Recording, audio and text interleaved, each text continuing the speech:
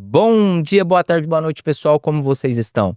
Estamos aqui hoje em mais um episódio do Sério Mas Nem Tanto Podcast, episódio este número 115. E hoje vamos falar sobre vários assuntos de suma importância, porque a gente sente algum sintoma, alguma dor, algum desconforto em parte do nosso corpo, principalmente na coluna e na cabeça, e simplesmente ignora. Acha que sentir dor é normal, que não é nada, que vai passar. Mas será que realmente não é nada?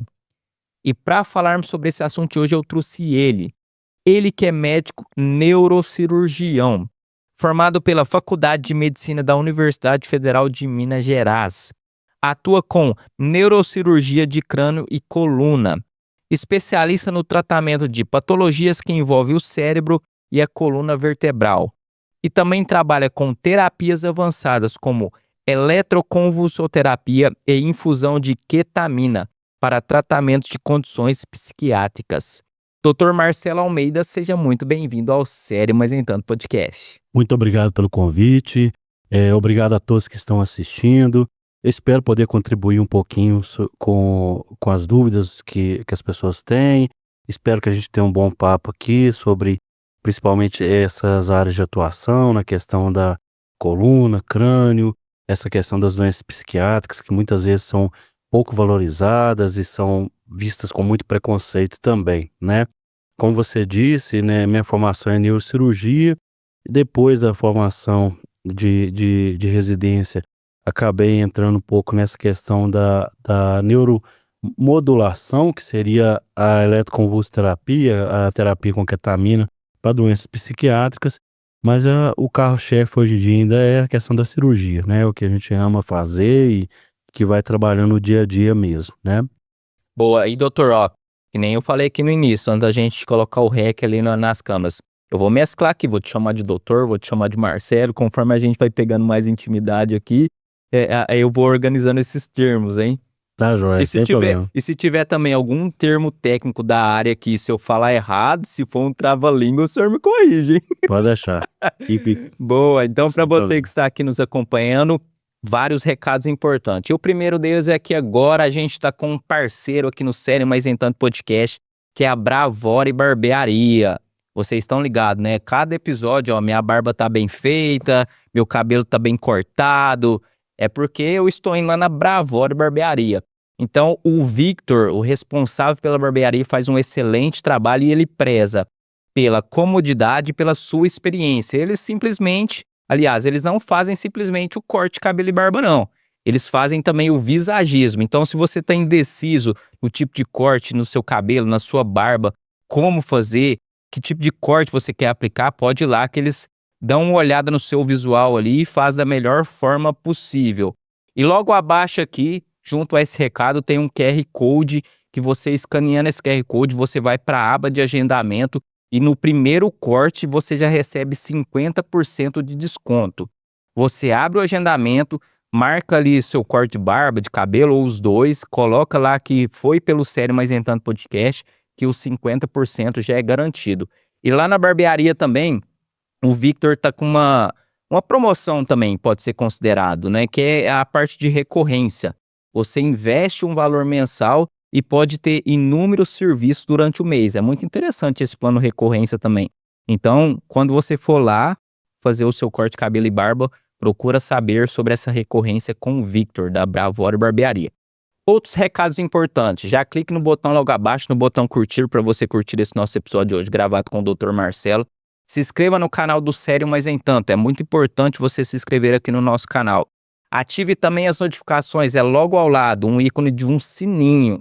Você ativando as notificações, você é um dos primeiros a ficar sabendo de todo novo episódio que a gente sobe semanalmente aqui no Sério Mas Nem Tanto Podcast. A gente tá postando e gravando vários episódios, hein? Então é muito importante você ativar as notificações.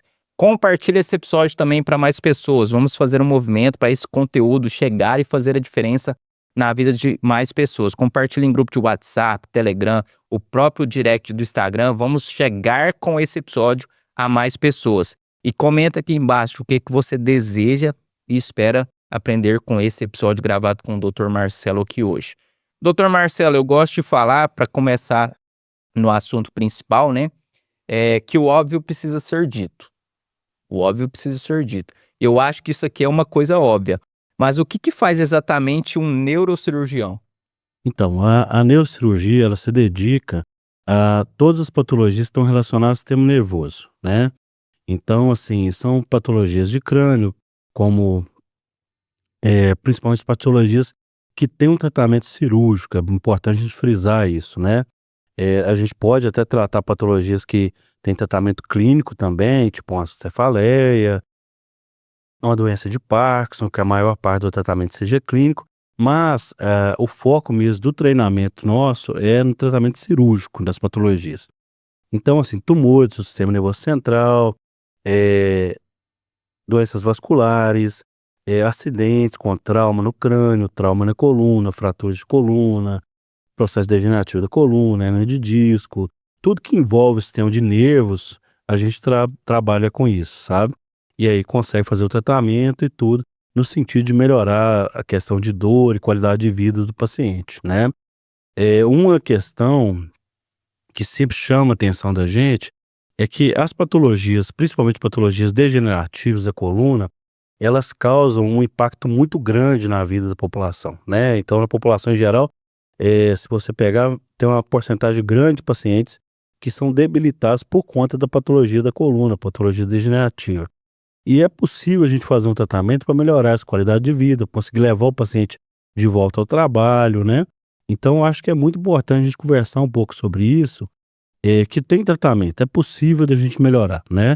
Lógico, a gente tem tratamentos mais simples, né, que começa com medicação, começa com reforço muscular, mudança de qualidade de estilo de vida, né, com melhora na qualidade mesmo do dia a dia, até tratamentos mais avançados como a própria cirurgia da coluna, né.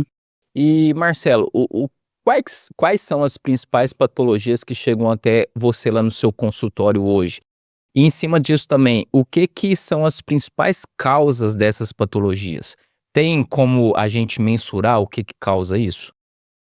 A gente tem um perfil bem interessante, que é o seguinte, que é o paciente de consultório e o paciente de pronto atendimento, né. No paciente de pronto atendimento, nós vamos pegar principalmente traumas, né, que são acidentes de carro, de moto, que é muito frequente, né. E no consultório, a gente vai ter mais casos degenerativos, patologias que vão ocorrer ao longo da vida, que tem múltiplas causas, né. Eh, uma coisa até interessante, por exemplo, que a gente tem muitas vezes uma relação da questão da patologia com o trabalho, tá. Então muitas vezes a pessoa chega e fala: "Ah, meu trabalho, eu tenho ergonomia ruim e tudo mais". Mas o trabalho é uma das coisas relacionadas, né. A gente vê hoje que em relação, por exemplo, à hernia de disco, a gente tem uma interferência aí de 70% da genética, tá. Então não é só a questão do trabalho em si, não é só a questão da postura em si, mas é a postura, é o trabalho, é o excesso de peso, é fazer força da maneira incorreta com a coluna ao longo de uma vida, né, Sim. associado com a genética, né. Então é tudo isso que vai levar a um processo degenerativo da coluna.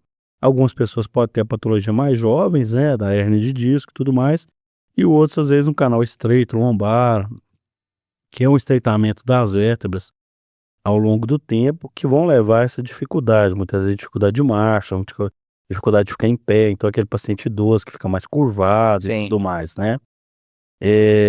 Mas assim, é multimodal, né, quando a gente pensa tanto nas patologias degenerativas, seja da coluna, do encéfalo, como as patologias degenerativas de outras áreas, ela não tem uma única causa, né. Mas o senhor falou que 70% das hérnias de disco são genéticas. É muita coisa, né, doutor? E tem uma relação muito importante genética, né. E quando você vai olhar, não igual, por exemplo, tem vários pacientes que trabalham carregando peso, Sim. mas não são todos que trabalham carregando peso que têm hérnia de disco, né. Eu tenho uma porcentagem grande também que trabalha com carregando peso que não tem problema de hérnia de disco. Eu tenho outros que são advogados, que o dia inteiro sentado e tem hérnia, 2, 3 hérnias, por exemplo, entendeu. Então, assim, o componente genético ele é muito importante, não dá pra gente delegar isso de outra forma. Lógico que tem situações especiais, o paciente caiu de uma Scania, da carroceria do Scania, bateu as costas, machucou, fez uma hérnia traumática, né. Ah, pegou um peso, ficou sobrecarregado com um peso muito grande, teve uma extrusão de hérnia, começou a ter dor naquele momento, beleza, então a gente tem uma causa ali.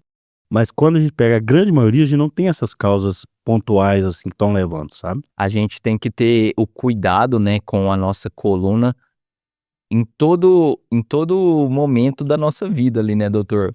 Porque tem esses dois casos, né? Tem os casos que são nos pequenos detalhes diários ali ao longo do tempo, e são os pequenos detalhes naquele momento que pode acontecer um imprevisto, a pessoa cair de algum lugar, bater em algum lugar e ter aquele trauma ali, né? Então, de toda forma, a gente tem que ter o cuidado a longo prazo e cuidado também no ato ali para não acontecer um possível acidente, né.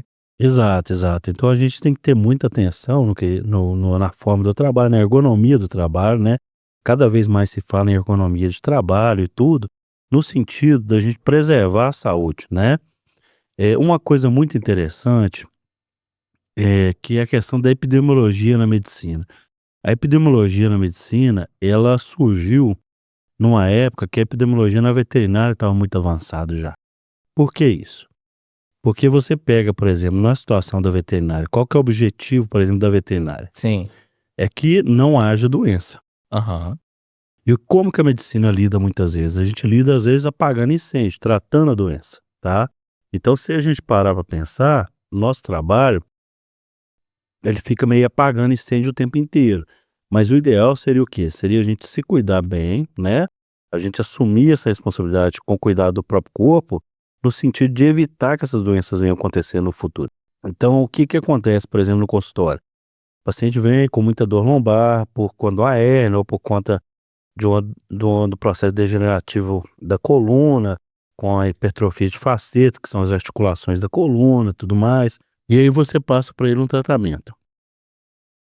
Nesse tratamento, ele é solicitado a fazer uma atividade de reforço muscular e tudo mais.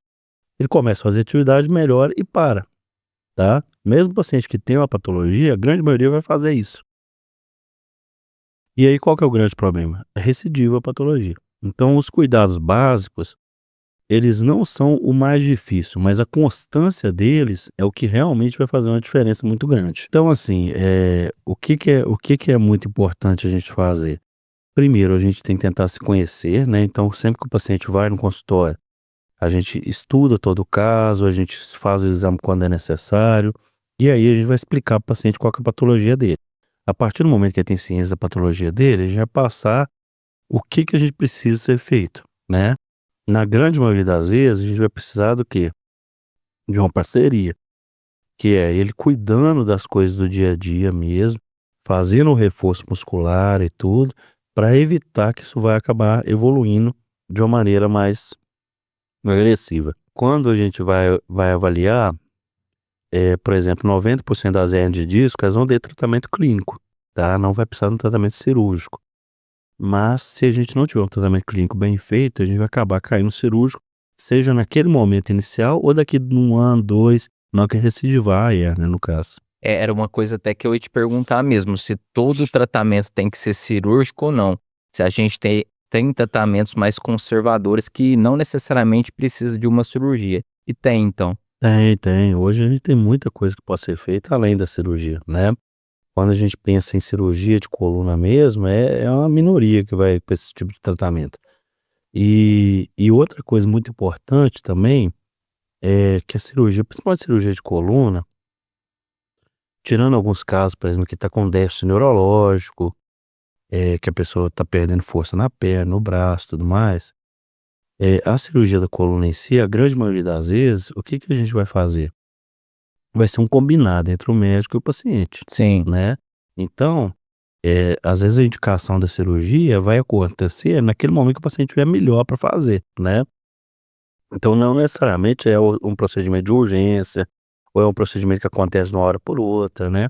Na grande maioria das vezes é um procedimento que a gente vai trabalhando ele, vai tentando outras coisas, e quando não dá resultado que a gente vai acabar caindo na cirurgia. Então, quando a gente fala da questão da patologia de coluna, principalmente, existe uma questão que é a dor como sintoma mais importante, e a dor levando a limitações muito importantes, né. Então é aquele pai que às vezes não consegue pegar o filho, aquele avô que não consegue pegar o neto, começa a andar, tem que parar de andar, tá. Então anda às vezes 100 metros, tem que parar, tem que esperar um pouco, continuar andando depois. Então uma perda de qualidade de vida progressiva e muito importante, né. E o grande problema é que muitas vezes a dor, principalmente a dor crônica, ela não é vista como uma doença muitas vezes, né. Então o paciente tem dor crônica, ele muitas vezes ele é tratado como alguém que às vezes não quer fazer aquilo, ou não tem interesse em fazer aquilo, né. E às vezes sofre um preconceito, uma discriminação até dentro do próprio círculo de vida dele mesmo, né. Então o tratamento da dor crônica ele é muito importante, né, porque ele vai mudar completamente como a pessoa vive, qual que é o resultado dele no trabalho, o resultado na família e tudo mais, né. E nesse cenário que o senhor pontuou aqui pra gente, doutor, que, tanto a medicina como eu acho que também os pacientes, né, a cultura aí eu não sei se é da pessoa ou se é a cultura do brasileiro, o senhor pode até me falar melhor, né, que o senhor tá no meio, que é mais com o teor de apagar incêndio, o teor curativo do que o preventivo, né.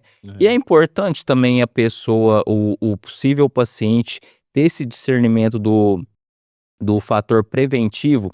Ah, eu vou ter o acompanhamento de um médico especialista para ver a saúde da minha coluna sem necessariamente estar sentindo dor. É importante também essa busca e essa continuidade até mesmo no acompanhamento, sem necessariamente ter aquela dor? Exato, então assim, a questão, é que a gente tem muitas vezes, por exemplo, você vai fazer uma atividade, às vezes é interessante você fazer uma boa avaliação antes de uma atividade, né. Então você vai entrar na academia e tudo mais, não precisa ser necessariamente um neurocirurgião, você pode ir num bom profissional de educação física e tudo, e pegar uma orientação, uma avaliação de como é que você vai fazer o exercício, como é que você vai fazer o peso, né. Você está na sua empresa, as maiores empresas todas elas têm gente dedicada à ergonomia do trabalho. Então, seguir as regras de ergonomia do trabalho. Então, tudo isso você vai fazer de uma maneira de prevenir, né? E aí, a medicina, hoje a gente tem olhado com um olhar cada vez mais de tentar prevenir. Quando você pensa no trabalho das unidades básicas de saúde, posto de saúde e tal, o objetivo fundamental não é ficar tratando só a patologia, mas é tentar disseminar uma cultura de cuidado, uma cultura de manutenção de peso, controle de hipertensão, controle de diabetes, para quê? Para evitar um AVC, para evitar um infarto, né. Porque eu, por exemplo, cirurgião vascular, eu posso ficar revascularizando o paciente. Só que para me revascularizar o paciente, são quantos anos que vem obstruindo aquela artéria. Então, se eu cuidar da hipertensão, se eu cuidar do diabetes durante vários anos, eu vou evitar que a paciente infarte até precisar de uma ponte, né. Então, se a gente consegue cuidar de uma maneira eficiente, é muito diferente, né. E hoje a gente tá vivendo bem, né, então a gente tá conseguindo viver mais, e a gente tá chegando a uma idade mais avançada com a qualidade melhor. E a gente consegue chegar cada vez mais se a gente cuidar bem do corpo Sim, da gente, né. sim, sim. E tem uma diferença, Marcelo, entre a dor comum e a dor que não é comum? Por exemplo, nas costas, né, falando especificamente. Aquela dor que a pessoa sentiu ali, não precisa de eu ir no médico que já já ela vai passar, alguns dias ela passa. Tem de fato essa dor comum ou não? Não é normal sentir dor e a qualquer índice de possível dor ali na região das costas ali, é importante procurar um médico especialista? O que que acontece? A dor, ela tem, ela tem um papel, né, então a dor ela tem um papel de sinalizar que algo não está legal, tá. Esse é o papel da dor. Então ela seria um sentido a mais que a gente tem. O problema é que, muitas vezes, a gente perde essa regulação desse mecanismo. Nos casos de dor crônica, muitas vezes não tem uma causa ali, não tem uma hérnia, não tem uma lesão de ligamento, mas a dor perpetua por um circuito cerebral que perpetua a dor, né. Então nós temos 2 situações, nós temos a dor como um sinal e sintoma, e nós temos a dor como a própria doença, a dor crônica como a própria doença a ser tratada. como sinal e sintoma, muitas vezes a gente vai ver a gravidade relacionado com outros sinais que vêm junto. Então, quando a dor ela vem acompanhada, por exemplo, de febre, perda de peso, é uma dor que aconteceu num dia que você estava fazendo alguma atividade e ela está piorando ao longo do tempo em vez de estar melhorando, né? É uma dor que ela não fica só na lombar, que ela vai para as pernas, que ela leva dormência na perna, dormência no pé, perda de força. São algumas coisas que levam a gente a pensar que não é uma coisa mais simples, Sim. né? Ter uma dor lombar depois que você fica deitado numa má posição, lá no sofá, todo espreguiçando lá, isso pode acontecer. Mas se alongou e tudo, ela vai resolver, né? Então, assim, quando procurar um especialista, principalmente nesse cenário, que você tem uma dor que ela não tá em melhora, que ela tá em piora, ou que ela tá estável ao longo de muito tempo, né? Ou quando é uma dor limitante, né? Então, uma coisa, você tem uma dor lombar, que você se alonga e tal, e consegue fazer tudo. Outra coisa, você fica deitado em casa por conta de dor, que você não dá conta de ir pro Sim. trabalho, né? Então, nessas situações, vale a pena a gente procurar um especialista para avaliar. A medicina, ela, cada vez a gente vê que a situação, felizmente, a gente conhece mais de cada coisa e, e é humanamente impossível você entender de tudo. Então, quando você procura um especialista, você acaba tendo uma visão direcionada para o problema, né? Então, a Uhum. gente consegue, às vezes, ter um resultado melhor em termos de diagnóstico e fazer um tratamento mais específico para aquele problema também, até para evitar que aquilo se torne algo mais grave no futuro, né? Igual você tinha comentado anteriormente. Então, assim, tem o que a gente chama de red flames, as bandeiras vermelhas, né? Vale a pena procurar, vale a pena fazer uma avaliação e tudo mais, né? Nessa avaliação a gente vê a queixa do paciente, vê o exame físico do paciente. Depender da situação, a gente pede ou não exames de imagem, isso é muito importante também, né? Por quê? Porque o paciente muitas vezes ele vai e fala, não, eu quero uma ressonância. Beleza. Mas a gente não trata a ressonância, né? O que eu falo com os pacientes, a gente não vai tratar seu exame. Então, eu vou pedir uma ressonância. Beleza, se a ressonância vier normal, aí eu vou mandar, vou usar uma medicação e vou passar para fisioterapia. Se ela vier alterada, vou passar uma medicação e mandar para fisioterapia. Então, o que está mudando aquele exame? O exame não muda, então às vezes a gente não chega a não pedir o exame. Então, o exame vai depender muito do que está acontecendo, da situação, se tem algum sinal de alarme ou não, né? Do exame físico do paciente e tudo, né? Durante a consulta. E, Marcelo, e a automedicação impacta também nesses sintomas que as pessoas tendem a sentir?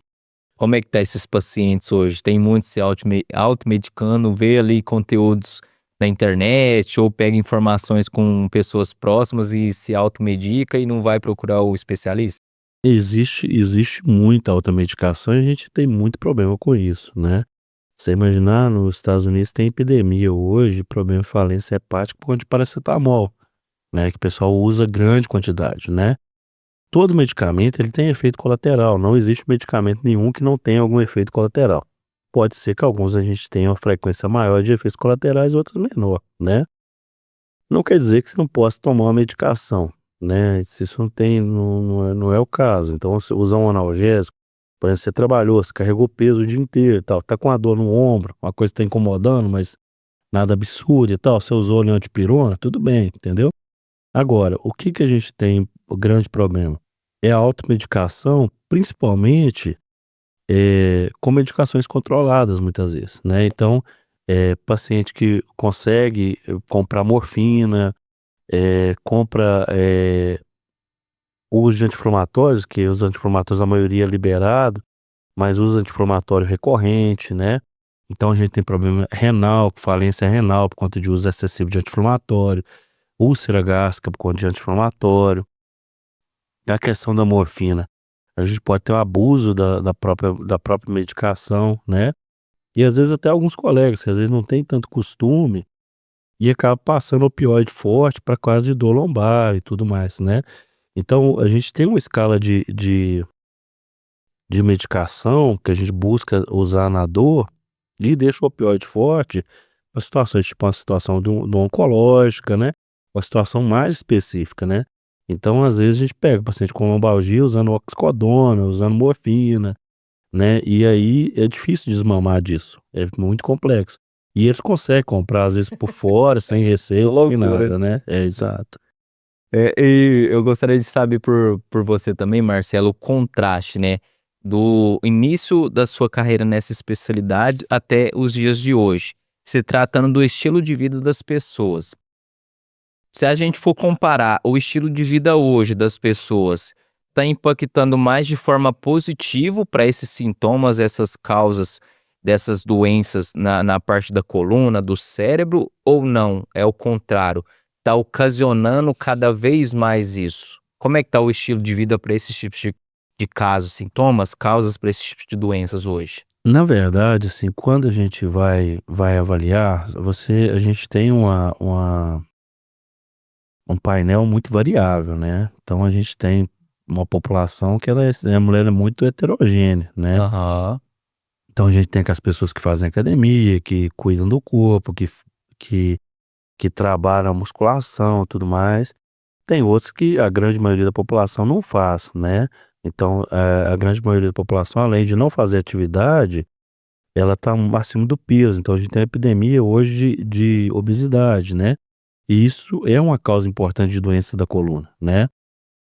Além dessa questão da epidemia de obesidade, a própria questão do uso excessivo de telefone, e aí com o pescoço dobrado o tempo inteiro para mexer no telefone e tudo mais, muita dor cervical, pode levar a desgaste da coluna cervical também, tá.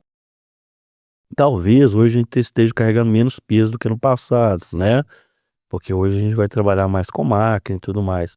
Mas mesmo assim a gente ainda tem uma sobrecarga de trabalho e tudo que pode causar alguma lesão, né.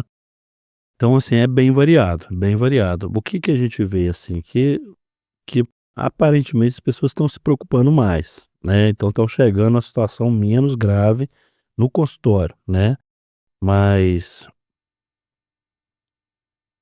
esse cuidado, ele realmente tem que ser contínuo, não só para o problema do desgaste, da patologia da coluna degenerativa, né, mas por conta das outras doenças também, igual a gente comentou, que estão levando a infarto, AVC, né. Você imagina que AVC hoje está perto de ser uma das primeiras causas de internação hospitalar e, de morbidade muito alta, né.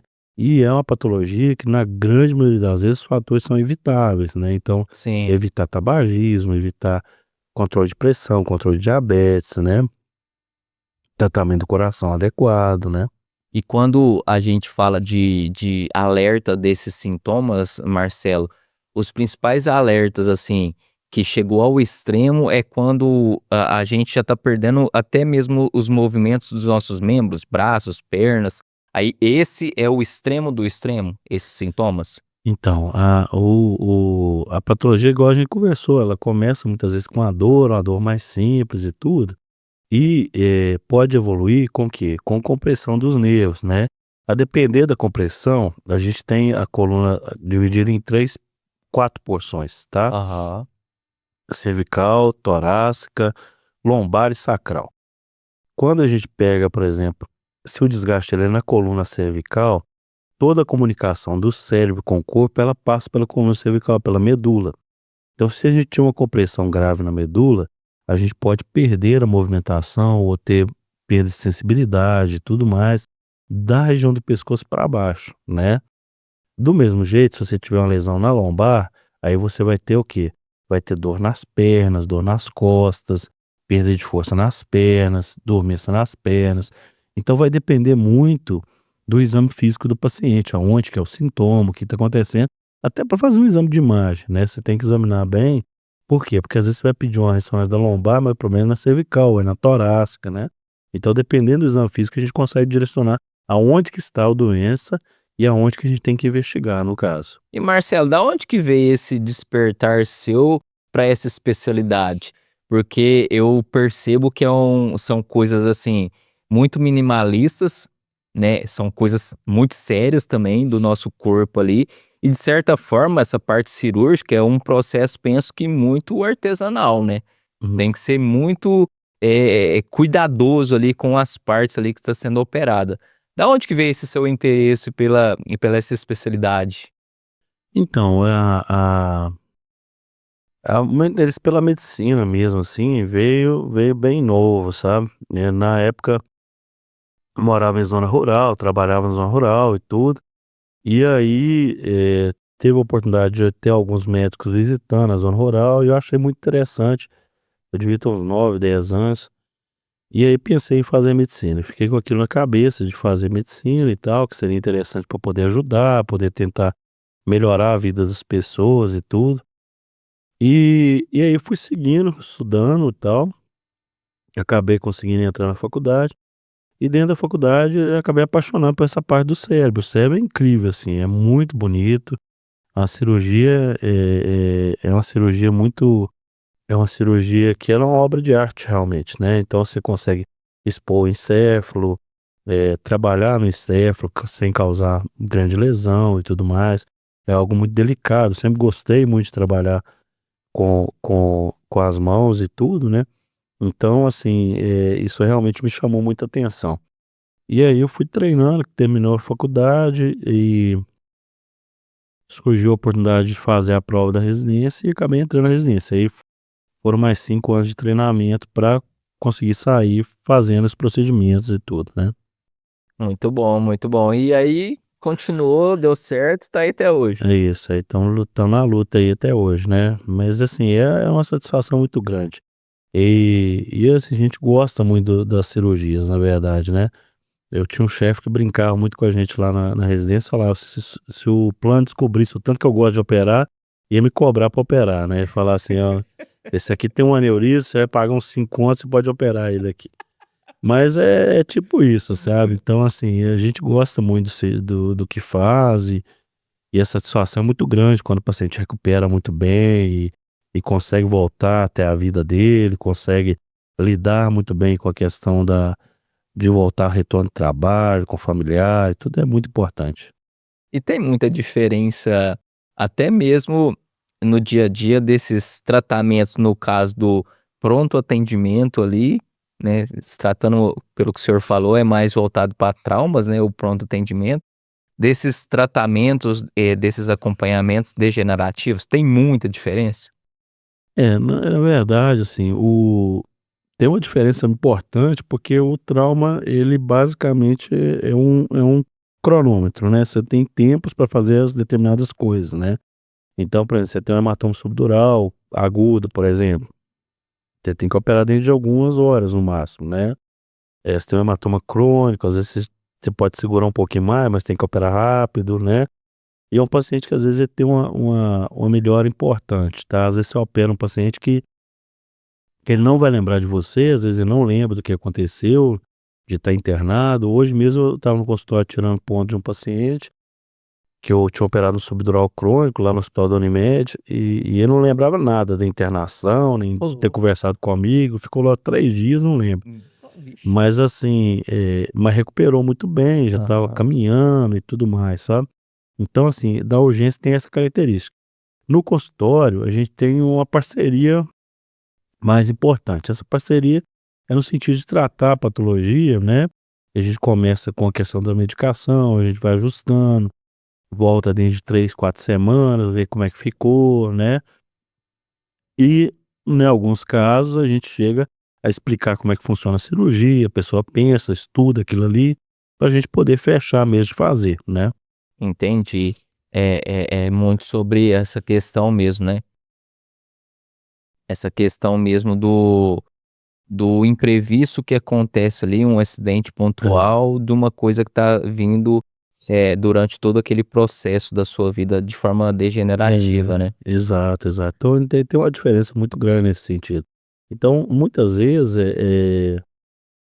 não é urgência, acaba que o paciente, acaba não te escolhendo, né. Então você tá ali, você opera, Você faz o que é necessário, né, muitas vezes conversa com o acompanhante, que o paciente tem coma, alguma coisa do tipo, né, e no consultório você tem a possibilidade, às vezes, de trabalhar mais isso, o paciente te conhecer, ter seu contato, te avisar como é que tá indo, como é que não tá, entendeu.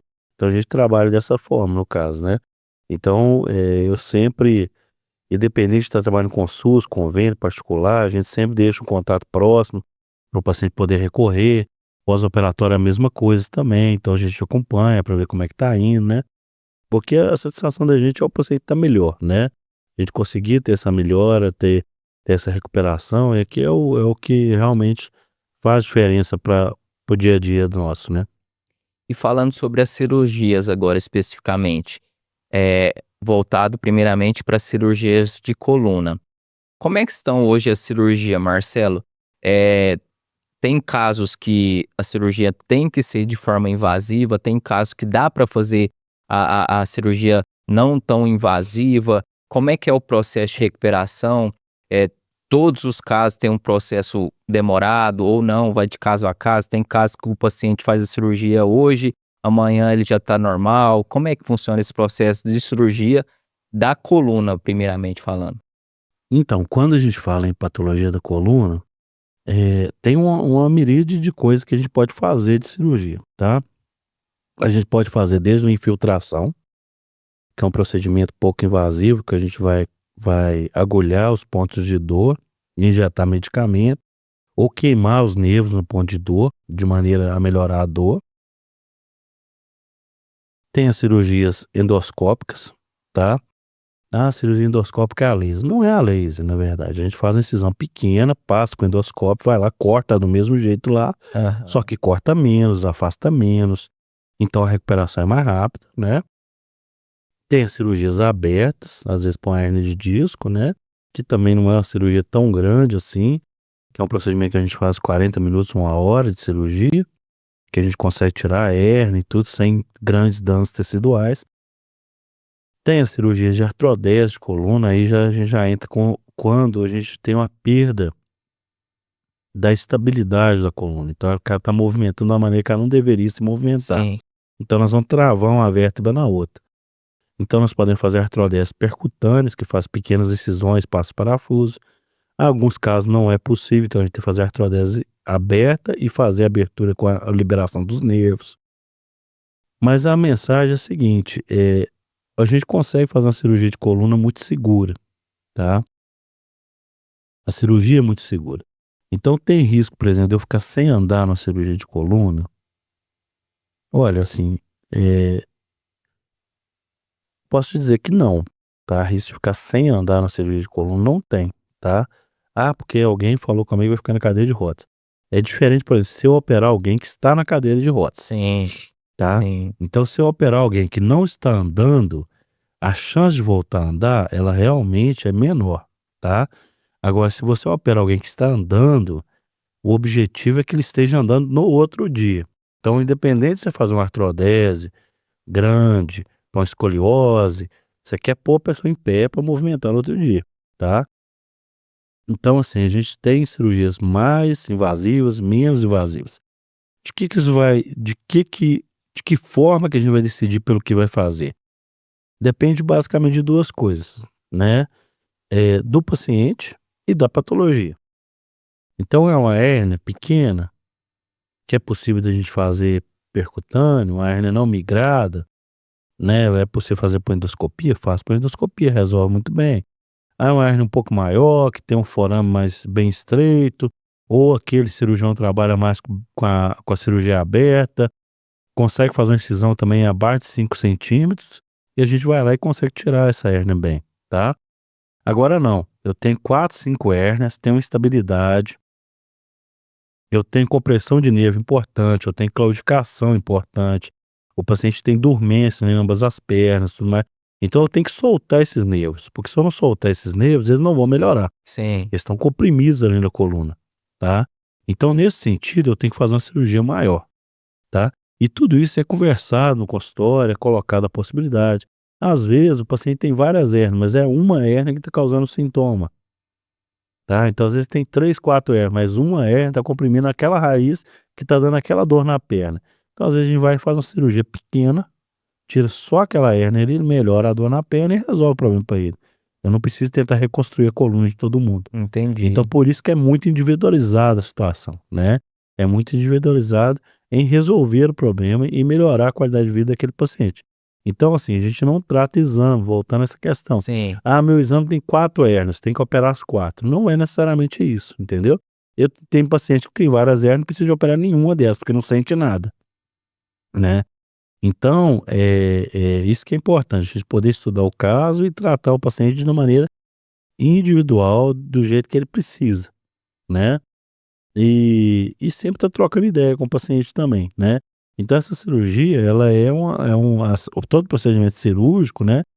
E isso é uma coisa que me encanta muito, que também é uma parceria mesmo, né? Então o paciente, ele escolhe o cirurgião dele, o cirurgião junto com ele escolhe a melhor técnica e ele confia que a gente vai fazer a melhor técnica para ele ficar bem. E a gente vai para imbuído disso. E é muito importante, Marcelo, o paciente também fazer a parte dele, né? Porque penso, por exemplo, a pessoa que está sentindo dor, faz a cirurgia e deixa de sentir dor, a pessoa, de certa forma, sente um alívio, né? Naquilo Não, ali. com E, e, certeza. e assim, mas tem um tempo de recuperação, mesmo que seja mínimo. Porque talvez a pessoa saia dali da cirurgia, né, para ir para casa, não tá sentindo dor e acha que tá 100% curado. Não é bem assim também, né? Isso, tem período de recuperação, então, o paciente fala: "Ah, questão de dirigir e tudo mais", eu falo: "Não, espera tirar os pontos, aí vem com 15 dias no consultório, a gente tira os pontos, vê como é que tá e tudo mais, né". Então tem que ser passo a passo realmente, então por isso que é uma coisa programada também. Então a gente vai fazer de forma que ele tenha um suporte naquele período também, né. E Marcelo, agora sobre as cirurgias do cérebro. O senhor também faz cirurgia no cérebro? Como é que funciona isso? Então, aí as cirurgias do cérebro são bem variadas, tá. Aham. Eh A gente tem cirurgias, qual a gente conversou, de traumas, né, Aham. que são os hematomas cerebrais que a gente tem que drenar.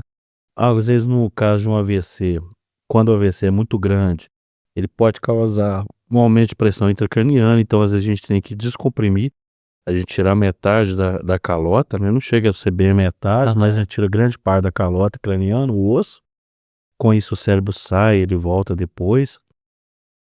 Tem as cirurgias de aneurisma, cirurgias de tumores, né. E é muito bacana, assim, é muito bacana e evoluiu muito nas últimas décadas, né. Com a microscopia, principalmente depois de Esagil, que foi um grande neurocirurgião, que colocou o microscópio cirúrgico, para o neurocirurgião, a gente consegue ver muito detalhe. Então o microscópio tem uma iluminação própria, ele aumenta ali 400 vezes a visão sua, né, Aham. em alguns pontos. Então você consegue trabalhar com muito detalhe, muita delicadeza ali. Hoje a gente faz cirurgia de crânio com o paciente acordado, daí é possível de ser feito, entendeu? Então, às vezes a gente está trabalhando na área da fala, principalmente com a área da fala. E aí você precisa saber se aquele tumor, por exemplo, se pode tirar ele todo ou não.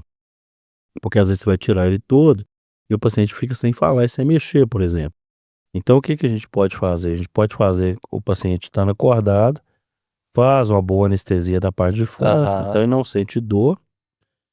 Ele conversa durante o procedimento, então você vai falando: "Ó, fulano, o que que é isso?" Vai mostrando para ele figuras e tal, ele vai falando, vai mexendo, e aí você vai estimulando determinadas áreas.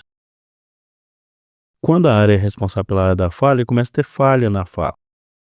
Então você sabe que aquela área, se você retirar, o paciente vai perder a fala. Ou ele começa a ter falha na movimentação do braço, movimentação da perna. Então a gente consegue definir, se é seguro ou não tirar aquele tumor todo, se é seguro ou não tirar aquela área, né. Então é muito bacana. A cirurgia de crânio, ela é um desafio, mas é muito interessante, sim. E assim, é bem prático então, hein? É, É não, bem prático. é muito prático. Neurocirurgião é pedreiro. O negócio é resolver o problema. A gente tem que tentar resolver o problema, sabe. Prático eu falo no sentido, por exemplo, nesse exemplo que você deu, né, que tá tratando ali a retirada do tumor e tá conversando com o paciente ali Isso, para ver isso. se É, é. Normalmente quando a gente faz isso, a gente tenta trazer uma neuropsicóloga que Sim. ela fica mexendo com o paciente, a gente fica só estimulando. Aham. Mas aí vai tendo feedback dela: "Ó, esse lugar aqui eu estimulei, e aí ele teve a dificuldade de fala, ou não teve a dificuldade de fala", e aí a gente vai passando por isso, sabe. Então, assim, muitas vezes precisa de uma equipe grande, Sim. você tem que estar no hospital que tem estrutura para você conseguir fazer isso, né. Então isso é importante, estar no centro e tem como resolver, né. Hoje, por exemplo, em Uberaba, a gente tem condição de fazer qualquer cirurgia, tá. A gente tem condição de fazer cirurgia de crânio, coluna, nervo periférico, sem problema, sabe. Então a gente tem estrutura hospitalar para isso, a gente tem exames de imagens suficiente para isso, né. Então a gente fica bem seguro nesse sentido. E quando a gente fala do AVC, Marcelo, que você especificou que é uma coisa que está aumentando cada vez mais ali, né, Hum. a a causa, o assim, né, as pessoas que sofrem AVC tá aumentando, né, o índice está aumentando. Eu gostaria que o senhor pudesse explicar pra gente o que que é o AVC e se tem causas, padrões que fazem com que eles aconteçam cada vez mais na população. Então assim, tem realmente um grande número de eventos, né. Porque o AVC, na verdade, o acidente vascular cerebral, primeira coisa, é um acidente, Sim, tá. Então ninguém começa a perder a força no braço num mês e vai até o mês que vem. Então é uma coisa súbita, tá. Então o primeiro sinal de alarme é o seguinte: teve uma modificação súbita, e essa modificação súbita levou a um déficit neurológico, sim, tá. Então isso é o AVC. Por que que ele acontece? Ele acontece por 2 motivos. Eu tenho o AVC isquêmico, que é a maior parte, que é 85%, e tem AVC hemorrágico, tá, que seria aí os outros 15%. O AVC isquêmico é uma falta da circulação em determinado território nervoso. O cérebro, ele ele exige muito da circulação, tá. Então o encéfalo, ele pega quase que 25% de todo o sangue que sai do coração. Por quê? Porque ele tem um metabolismo muito rápido e ele metaboliza basicamente glicose. O neurônio, sim. ele não tolera ficar no metabolismo sem oxigênio, sem a chegada da glicose. Alguns minutos sem oxigênio, sem a chegada da glicose, começa a morrer neurônio. Eles vão morrendo do centro para a periferia daquela área, tá? E a circulação cerebral, ela é como se fosse uma árvore. Você tem o tronco vai dando galho, cada galho vai dando mais galho, ganhando mais galho. A gravidade do AVC vai depender de qual área que foi, de qual área cerebral que foi e de quão mais grosso for, digamos assim, esses galhos, tá? Então, se eu pegar um tronco que vai para um lado, eu vou ter uma isquemia de quase metade do cérebro. Se eu pegar um galhozinho lá final, bem fininho, eu vou ter isquemia pequena, uma isquemia pontual, tudo bem? Então, a isquemia, a gravidade da isquemia, ela vai depender de onde que vai ter essa obstrução. O que que leva à obstrução? São os fatores que lesam o vaso, tá? Tem fatores que são fatores que a gente fala que são modificáveis e tem fatores que não são modificáveis, tá? Fator não modificável, genética, idade, né? A gente não consegue ficar mais novo, a gente só fica Sim, mais velho e aí sim, aumenta o risco. Fator modificável, tabagismo, hipertensão não tratada, diabetes não tratada, dislipidemia, né, colesterol alto o tempo inteiro, tudo isso vai formando placas e fechando esse vaso, sim, e pode levar a essa isquemia, tudo bem?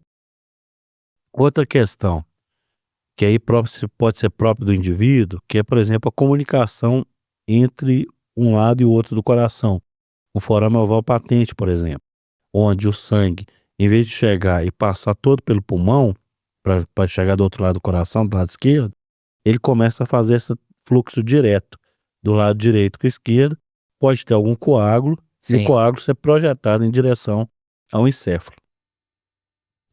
Isso do AVC isquêmico. O AVC hemorrágico, a principal causa do AVC hemorrágico é a hipertensão não tratada, tá?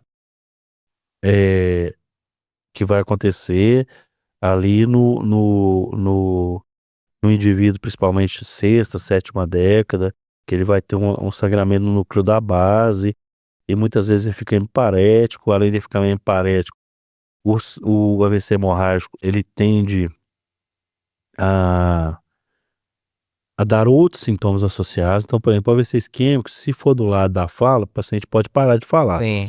Se não for do lado da fala, for do lado direito do cérebro, ele continua falando, conversando com você, não tem dor, ele não tem desmaio, não tem nada disso. Mas ele simplesmente não mexe o braço, a perna, por exemplo, do lado esquerdo. Então, o AVC em si, o AVC isquêmico em si, ele não dói, não tem nada nesse sentido. Já o AVC hemorrágico, como irrita o cérebro, pode ter dor, pode ter cefaleia, Sim, né? entendi. Pode ter outros sintomas, por exemplo, o paciente ficar sonolento, né, irresponsivo, pode ter crise convulsiva associado, né? Então o AVC hemorrágico, ele tende a ser mais grave, visivelmente, quando vai acontecer. Todo AVC é uma urgência, tá? Então, há pouco tempo a gente ainda não tinha muita coisa para fazer com AVC, então o paciente chegava, é um AVC, beleza, colocava na maca no canto e ficava, pronto. Mas a gente sabe o seguinte, que apesar dos neurônios morrerem da área central no início do AVC, a região periférica ainda tem algum fluxo de sangue, mesmo que seja menor.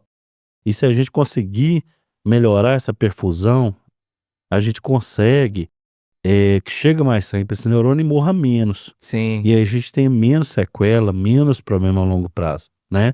Então hoje a gente usa trombolítico, né? Se a gente conseguir chegar no hospital nas primeiras 4 horas, esse trombolítico ele vai abrir o vaso para chegar sangue lá. A gente deixa a cabeceira elevada para diminuir a pressão intracraniana, melhorar a perfusão. A gente não fica baixando a pressão arterial do paciente, porque se eu abaixo a pressão arterial, chega menos sangue na cabeça, tem mais isquemia. Então, doutora, o paciente chegou aqui, tá com 200 de PA, vai ver se é isquemia. Eu falei, beleza, vai trombolizar? Não, não vai. Mantém 200, não precisa ficar baixando agora, depois baixa, Entendi. tá? Então, tem várias medidas hoje que a gente faz na urgência para tentar salvar o cérebro. E tempo é cérebro. Quanto mais tempo demora, mais cérebro se perde, né? Então, assim, o AVC realmente é importante identificar, né? E a partir do momento que identificar, levar o paciente para emergência, tá? Então, o paciente perdeu a força no braço, na perna. Não é esperar para outro dia, não. Você tem que realmente levar ele o quanto antes. E tem casos, Marcelo, que acontece em pessoas que são jovens ainda, ou não? Acontece mais e com mais frequência em pessoas que já têm uma idade mais avançada, o AVC É, especificamente é falando. mais frequente no idoso, né? É mais frequente no idoso. Mas pode acontecer em jovem. Aí, quando acontece em jovem, a gente tem que investigar outras causas, né? Por exemplo, tem algumas pessoas que têm trombofilia. O que que é isso? A pessoa tem uma tendência à formação de trombos. Então tem que ser investigado com hematologista e tudo, ver se não tem a trombofilia. Tem outras pessoas que têm essa comunicação interatrial que eu falei, né? Então, essa comunicação tem que ser bem investigada, porque se existir, você tem que corrigir para evitar novos AVCs, né? O tratamento do AVC, ele é o seguinte, ele é tentar salvar o cérebro no início, depois tentar evitar as complicações, pneumonia por aspiração, infecção urinária, reabilitar o paciente e evitar novo evento, porque a partir do momento que você tem um evento, a chance de ter um segundo é muito grande. Então nós temos que tentar evitar novos eventos. Como é que nós vamos tentar evitar novos eventos? Usar alguns medicamentos, que apesar de a gente usar, o efeito deles não é grande, assim, para evitar, mas é o que a gente tem, que é, por exemplo, o AS, clopidogrel, os antiagregantes, antilipidemiante, né, na verdade, tipo, atorvastatina, rosuvastatina e tal, as estatinas. E a mudança na questão do estilo de vida mesmo, então a pessoa que para de fumar, esse tipo de coisa, e tentar tratar a causa base para tentar evitar novo evento. E quando a gente fala de tecnologias, tem tecnologias surgindo que auxiliam e ajudam também nesses tratamentos, tanto da coluna, tratamentos sem necessariamente ter a cirurgia ou tendo a cirurgia, tanto na coluna como no cérebro? Como é que tá Tem. o avanço tecnológico nessa especialidade da medicina? Não, tá realmente muito bacana, assim, de avanço, principalmente nas formas de você fazer artrodese de coluna, né? Hoje a gente tem artrodese que é feita lateralmente, você consegue colocar um queijo maior, você consegue um resultado melhor. Você tem artrodese, igual a gente falou, percutâneas, você não precisa abrir para colocar o parafuso, você abre só o espaço, passa o parafuso, depois passa uma haste, né? Eh, Na questão do próprio AVC que você levantou a bola aí, a gente tem o resgate interarterial de trombo, né? Então você pode levar o paciente para hemodinâmica, igual faz um stent para o coração que está infartando, você pode subir um catéter e puxar aquele trombo também de lá, desobstruindo, né? Você tem um tempo, normalmente o ideal é fazer isso até 6 horas, mas a gente consegue fazer até um pouco mais e tudo, então tem muita coisa evoluindo que a gente consegue ter bom resultado, sabe? Nada tem tão bom resultado como prevenção, né, Sim, igual a claro. gente conversou no início. Mas o tratamento tem evoluído cada vez mais no sentido da gente ter menos sequela e a gente ter melhor resultado, né. A gente não pode, não tem mais tratamento, então eu vou meter o louco. Não pode, né, doutor? Mas eu até voltei aqui para sua apresentação, que eu gostaria de saber por você, Marcelo, sobre essas terapias avançadas. Você consegue passar pra gente como é que funciona essas terapias avançadas? Que o senhor trabalha hoje também? Então, desde a faculdade, eu tive sempre muito interesse por a questão da área da psiquiatria também, Aham. tá. Eh, por quê? Porque é uma doença, também que causa um impacto gigantesco, né. Causa um impacto gigantesco para o indivíduo e para a família, para a sociedade no geral, né. Sim. Então a gente pega casos de depressão grave, casos de esquizofrenia grave, bipolaridade, né. Tem paciente na fase bipolar, fase maníaca, que ele fica completamente fora de si, às vezes faz dívidas gigantes, eh ou na fase depressiva também, então com muita ideação suicida, e às vezes a gente perde muita gente todos os dias por conta disso, né. Eh, então eu sempre tive muito interesse nisso e durante a faculdade a gente teve a oportunidade de passar pelo Hospital Raul Soares. No Hospital Raul Soares, lá em Belo Horizonte, eh, eu tive a oportunidade de ver um pouco sobre a questão da eletroconvulsoterapia, Uhum. tá. Durante a residência também consegui estudar um pouco sobre isso, depois eu fiz alguns cursos pra gente tentar entender melhor isso, sabe. O cérebro, ele não é um computador. Então a primeira coisa que a gente tem que pensar é isso, ele não é um computador, tá. O cérebro não é um computador. Ele é mais do que um computador, ele é como se fosse um computador vivo, Aham. tá. Ele é um computador vivo, onde eu vou ter circuitos que eles vão ser estimulados, que eles vão ser criados o tempo inteiro, e eu vou ter circuitos que eles vão ser menos solicitados e tudo mais, e vai perder quase que sua função ao longo do tempo, tá. Então o cérebro, ele não é um computador, ele tem essa capacidade de plasticidade, né. Então já aconteceu, por exemplo, da gente entrar em cirurgia e ter que fazer o que a gente chama de hemisterectomia, num caso de uma criança que tinha crise convulsiva que não melhorava com nada. Tirou metade do cérebro dela. E ela continuou andando, falando e fazendo tudo. Ela tinha 4 anos, depois voltou com a gente com 5, 6 anos. E eu achei muito interessante isso. Por quê? Porque isso mostra a capacidade de plasticidade cerebral. O que que é a plasticidade? Olha, eu tenho uma área que não faz mais aquela função. A outra área do cérebro começa a assumir aquela função, tá?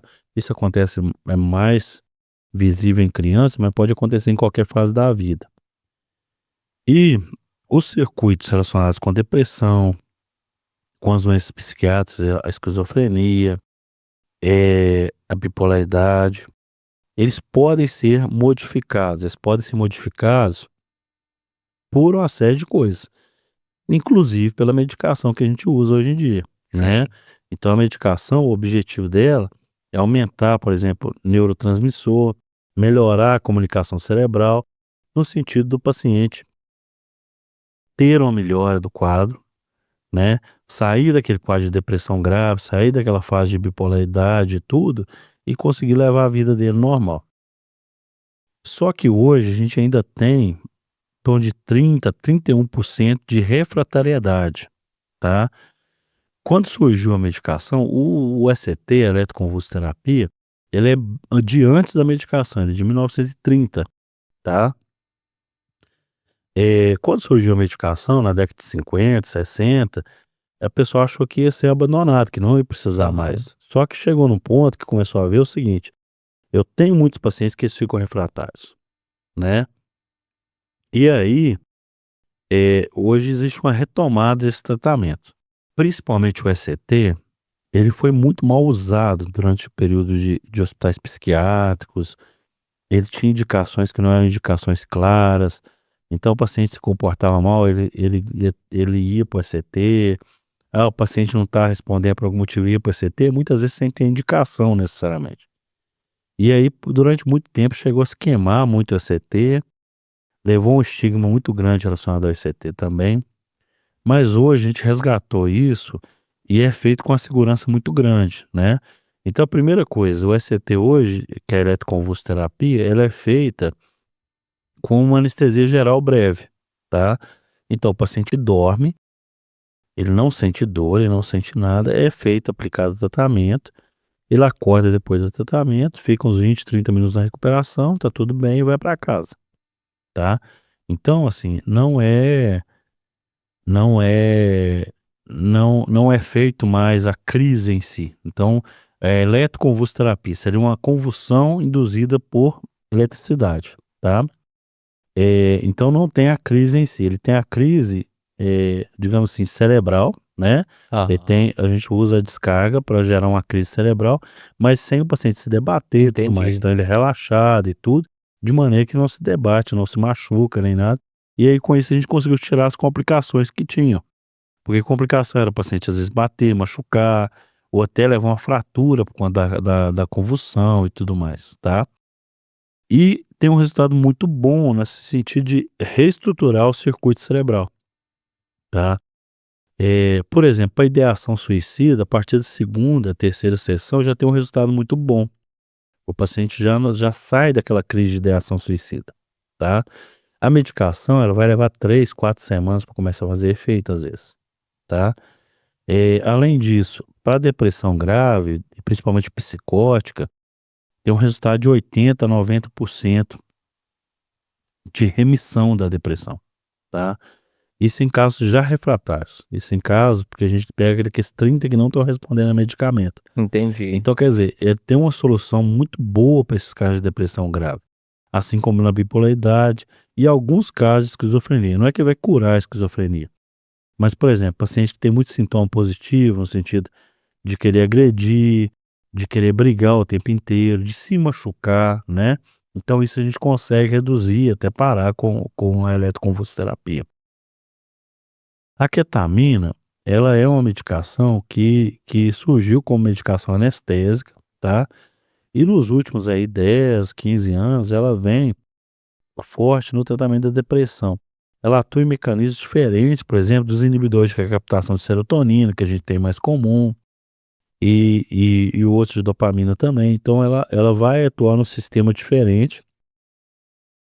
Ela não é feita medicação oral, a gente faz a medicação endovenosa, subcutânea ou intranasal, tá? E ela tem um resultado muito bom mesmo, assim. Em termos do paciente melhorar em questão de horas da ideação suicida. Então, para tirar uma crise de ideação suicida, a ketamina seria uma primeira opção, e depois você faz o ECT no sentido de sair realmente da crise de depressão grave, sabe? Então, assim, a gente tá trabalhando, tô montando um serviço no Instituto Maria Modesto, e lá a gente vai fazer as duas terapias, né? Lá a gente vai fazer a terapia com o ECT e a terapia com a ketamina, tá? A doença psiquiátrica, ela traz um estigma muito grande, ela traz um desgaste muito grande, não só para o paciente, mas para a família inteira. Então, aquele paciente que já não trabalha, aquele paciente que já não consegue desenvolver essa atividade do dia a dia, que não tem nenhuma qualidade de vida, né? Então a gente consegue devolver isso para o paciente. Então é muito prazeroso e muito satisfatório esse tipo de tratamento, sabe? E penso que surgem pacientes que têm sintomas talvez até parecidos, mas penso que surgem pacientes também com sintomas novos ali, coisas novas que você pega, né, doutor? É, acaba aparecendo realmente, né. Mas assim, o importante é a gente saber, quando indicar, né, fazer uma boa indicação é o primeiro pré-requisito para você ter um bom resultado, né. Sim. Então a boa indicação ela é muito importante. Então a gente tem trabalhado junto com os psiquiatras no sentido, assim, de do colega ver o paciente que realmente é refratário, que já tentou a medicação e tudo, para a gente poder aplicar esse tratamento no caso. No primeiro caso é sempre a medicação ali, né, aí se não der certo Medicação, psicoterapia, né, do mesmo jeito que a fisioterapia lá para coluna, a sim. psicoterapia, psicólogo, aqui vai ajudar bastante, né. E e e quando vai ficando refratário e tudo mais, aí a gente parte para essas terapias mais avançadas. Doutor, agora conta pra gente como é que funciona os seus tratamentos, os seus atendimentos, aonde que você atua, se é só aqui em Uberaba, é Uberaba e região, atua na sua clínica, no seu consultório, no atendimento ali. Conta pra Então, gente como é que funciona o seu hoje, atendimento hoje. eu trabalho no Instituto Sem Dor, né, tem um consultório no Instituto Sem Dor, que é lá na Avenida Santos Dumont, 2335. Lá a gente atende pacientes da Unimed, atende pacientes particulares, eh, a gente faz uma consulta lá de uns 40 minutos, uma hora, para poder fechar bem o diagnóstico e tudo mais, né. Eu sou plantonista do hospital da Unimed, do hospital Mário Palmério, né, então a gente fica responsável pelas urgências dos 2 hospitais também, né, em dias intercalados e tudo mais. Eh Acabo trabalhando um pouco na região, principalmente pós-patrocínio, eu morava em Patrocínio até pouco tempo, então ainda trabalho lá em Ibiá e tudo. E é um prazer a gente poder ajudar, a gente tenta no máximo poder ajudar, melhorar a qualidade de vida do paciente e poder trazer esse paciente de volta ao que ele tinha antes dessa doença, né. Então assim, a gente está sempre à disposição, poder ajudar e poder, né, poder melhorar, a gente tá atuando no caso. E o senhor gosta de cérebro, né? Eu gosto muito da cirurgia de cérebro, Se é a fosse pra preferida. escolher de coluna e cérebro, é a É cérebro. a cérebro, com certeza. Mas felizmente as patologias de coluna são as mais frequentes. Sim, sim, sim. O senhor consegue explicar para mim como é que é o funcionamento mesmo, assim, do cérebro físico? Quais áreas, correspondem à fala, regiões do cérebro, movimento? O senhor consegue nos passar isso? Então, o cérebro, ele é bem interessante, seguinte, apesar de você ter várias áreas que podem fazer coisas similares, a Aham. gente tem uma somatotopia no cérebro. O que que é isso? Então tem áreas do cérebro que fazem determinadas coisas. Uhum. Então eu tenho a área motora primária do cérebro. Então, primeira coisa, o lado esquerdo controla o lado direito do corpo, o lado direito do cérebro controla o lado esquerdo do corpo. A fala, na grande maioria das pessoas, está do lado esquerdo, tá? Então, se eu tenho um AVC à direita, eu não vou ter perda de fala. Eu posso ter dificuldade de fala, porque eu perco, às vezes, a movimentação adequada da boca, mas eu não perco a capacidade de fala, tá? Eh, então, eu tenho a área primária motora, eu tenho a área primária pré-motora, que vai ser a parte do planejamento motor. Eu vou ter um relé que ele vai corrigir todos os movimentos que a gente faz, tá? E eu vou ter a área primária da visão, a área primária do olfato, a área primária da fala, igual a gente falou, uma área secundária da fala. Olha que coisa interessante, você tem a área primária e secundária da fala. Sim. Se eu tiver uma lesão na área primária da fala, eu não consigo falar. Mas se eu der alguma coisa para ler, a pessoa vai olhar e vai entender aquilo que está ali. Se eu tiver uma lesão na área secundária, ele não me entende, mas ele fala. Então eu pergunto: "Qual que é o seu nome?" Ele responde: "Bola". "Qual que é o nome disso aqui?" Mostra uma caneta, por exemplo. Ele vai falar uma coisa que não tem nada a ver com aquilo, aí mas ele fala. Só que ele não consegue entender e organizar essa fala, Sim. tá? Então, o cérebro ele vai funcionar dessa forma. Então, tem várias áreas e tem áreas de integração, né? Igual, por exemplo, parieto occipital, eu tenho uma área de integração que está muito relacionada também com a própria memória. Então, quando a gente fala em memória, principalmente a memória que é aquilo que a gente guarda, né? Sim. Que a gente tem a memória ali do dia a dia, que fica mais hipocampo e tudo mais, e a gente tem aquela memória sedimentada. Então, essa memória sedimentada, ela vem muito da integração, ela vem da integração de visão, integração de olfato, integração da audição, né? De tudo aquilo que aconteceu naquele momento que a gente guarda, né? Se a gente for parar pra pensar, a gente guarda muito pouquinha coisa do dia a dia, né? Então, a gente guarda um ínfimo ali do dia a dia. Então o cérebro funciona nesse sentido, tá? Ele não para de funcionar, né? Então quando você tá dormindo, tem os sonhos, ele não para de funcionar, mas ele diminui o metabolismo durante a noite, né? Ele tá o tempo inteiro recebendo informação do corpo e passando essas informações para frente, através da medula, tá? Então a medula é como se fosse uma grande via de saída de uma hidrelétrica, por exemplo, Sim. né? Então toda corrente passa por ali. E toda a sensibilidade do corpo, tudo mais, passa dali para o cérebro para ser processado. A gente tem alguns movimentos, que são os movimentos reflexos, por exemplo, que eles acontecem na própria medula. Então se põe a mão na chapa quente, antes de você ver que está quente, você já tirou a mão. Por quê? Porque o impulso ele chega, atravessa o braço, chega na medula, a medula já manda o neurônio de lá, puxa isso aí. E aí manda a informação pro cérebro. Você vai ver que tá quente, você já tirou a mão dali, né? Então é muito bacana. O sistema nervoso é muito bacana, é apaixonante, assim, o estudo do sistema nervoso. E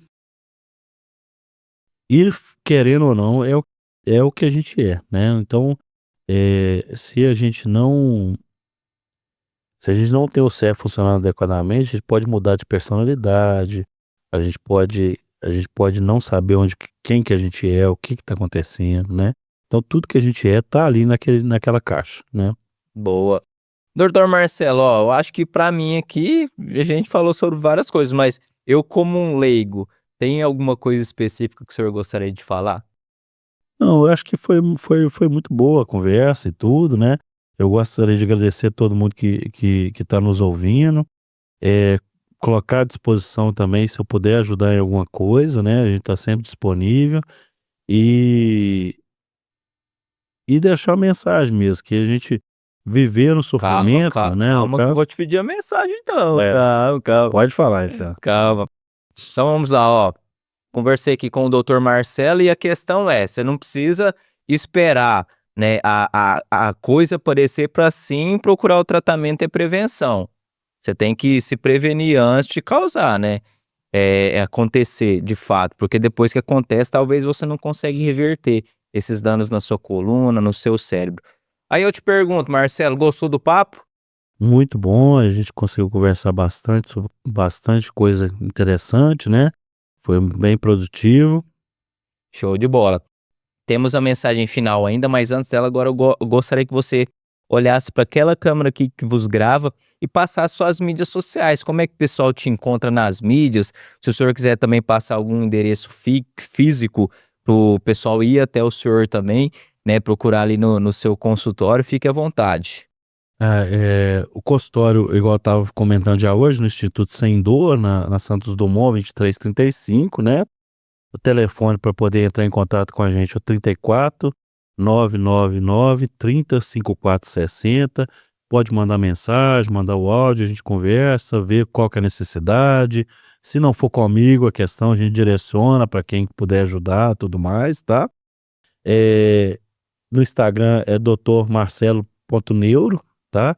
Então, se quiser seguir lá e tudo mais, eu agradeço bastante, tá? Doutor Marcelo, eu gostaria de te pedir uma mensagem final agora, e essa mensagem final eu gostaria que você direcionasse a mim, no seguinte sentido: vamos pensar no cenário que o senhor saiu daqui dos estudos do Sério Mais em Tanto Podcast e não vai ter mais a oportunidade de conversar comigo.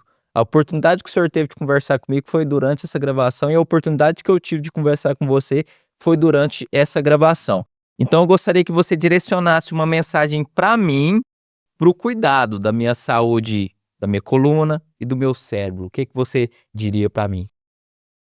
Eu acho que assim, o fundamental é o seguinte: a gente é o responsável pelo nosso corpo, né.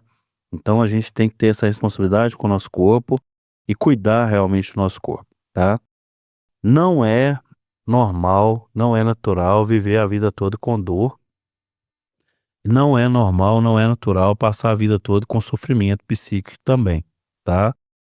A patologia, tanto a dor como a patologia do sofrimento psíquico, que tanto limita a vida da gente, pode ser tratada, tem como ser tratada. O tratamento, cada dia mais, é com cuidado, moderno e eficiente, no sentido de melhorar o paciente, sem ter grandes repercussões em outros pontos da saúde, tá? Então, assim, realmente se cuida, né? Cuida da sua mente, cuida do seu corpo, porque isso vai fazer toda a diferença. Hoje a gente está muito jovem, a saúde é boa, mas hoje uma expectativa de vida, imaginar de 80 anos, como é que nós queremos chegar lá nos Sim, 80, né? boa. Marcelo, muito obrigado por ter aceitado e vir gravar aqui o episódio do Sério Mais Entanto Podcast. E eu agradeço você também, em nome das pessoas aqui, dos seus pacientes, pelo cuidar das pessoas que você tem aí no seu dia a dia. Muito importante isso. Muito obrigado. Boa. E para você que chegou até aqui, novamente, recados importantes. Ainda não saia daqui, hein? Por quê? Eu vou falar novamente sobre a nossa parceira aqui do Sério Mais Entanto Podcast, que é a Bravore Barbearia. Tá vendo o cupom aqui, aliás, o QR Code aqui embaixo é um cupom de desconto em cima do seu primeiro agendamento. Você vai ter um desconto de 50% em cada serviço, seja corte de cabelo, seja corte de barba. Vocês estão vendo aqui que minha barba tá bem feitinha, é muito importante esse cuidar também masculino. Então vai lá para Bravole Barbearia, escaneie aqui o QR Code, agende seu horário, vai lá conversar com o Vitor, bater um papo com ele, ver a prestação de serviço deles, porque eles prezam muito por comodidade, experiência. Eles também estão com planos de recorrência lá. Você assina esse plano, investe um dinheiro mensal e tem inúmeros serviços prestados ali durante o mês. Então vai lá para Bravore.